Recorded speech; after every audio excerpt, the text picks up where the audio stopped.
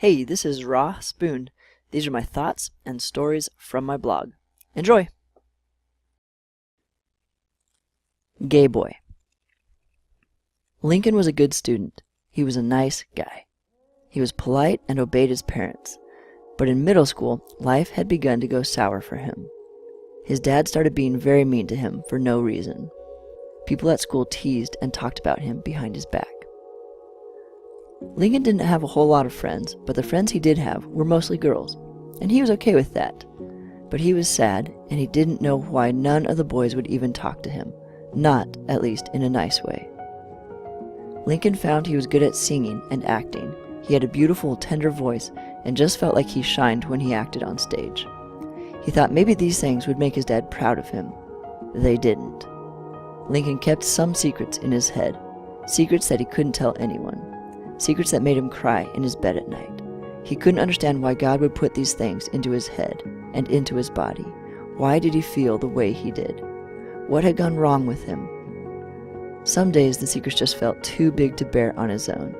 He started to get sick. He went to the doctor and they found he had stomach ulcers from the stress. His mom asked him if he was okay, if he was holding something inside of him. She said if there was anything he wanted to tell her, she would be there for him, no matter what. He said, "No thanks, Mom." He knew whatever he told her would get back to his dad, and there were certain things he couldn't let his dad know. Another boy in the school noticed that Lincoln was missing days of school. His name was Chad. Chad saw the way people treated Lincoln, and he didn't like it. But he didn't do anything about it either. At church, he heard his pastor say that gay people were sinners, and he thought Lincoln was probably gay just by the way he talked and stuff. But he also thought Lincoln wasn't trying to be. Why would anybody try to be when he just got teased all the time for it? Chad thought of himself as a pretty good Christian. He did his best to be kind to people, and he didn't go to bad parties. He tried not to lie or cheat on tests. He did his homework. He caught himself looking at hot girls maybe a little too often, but he felt like that was small, and he felt like he mostly had it all together. One time during communion at his church, Chad was about to eat the communion bread when he heard the pastor say from the stage, "Is God calling you to do something for him this week?" For some reason that struck Chad like a shove in the back. Lincoln had popped into his head, and he felt that maybe he should help him. Chad went to bed that night wondering if Lincoln would be there the next day. He wondered what he could do for him. He also thought about how people knew he was a Christian, and he thought, if they see me talking to Lincoln, they might think I'm gay too. Then they will think I'm a bad Christian. Lincoln was thinking and praying in his bed that night too.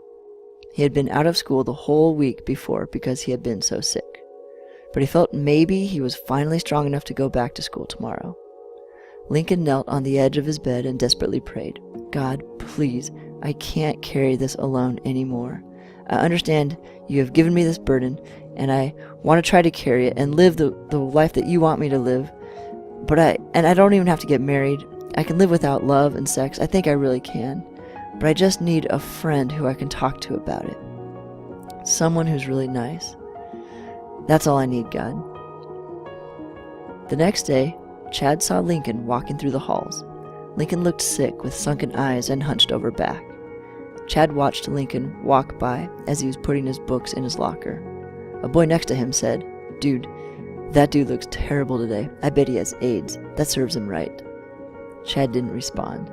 He saw Lincoln walk around the corner and disappear down the hall. Chad got his books and began to walk to class. He was almost late and the halls were clearing out. He turned the corner where Lincoln had walked. It was on the way to his class. Then he saw Lincoln at his locker putting his books away. He barely had enough strength to do that. As Chad got close, Lincoln saw him from the corner of his eye and looked up at him.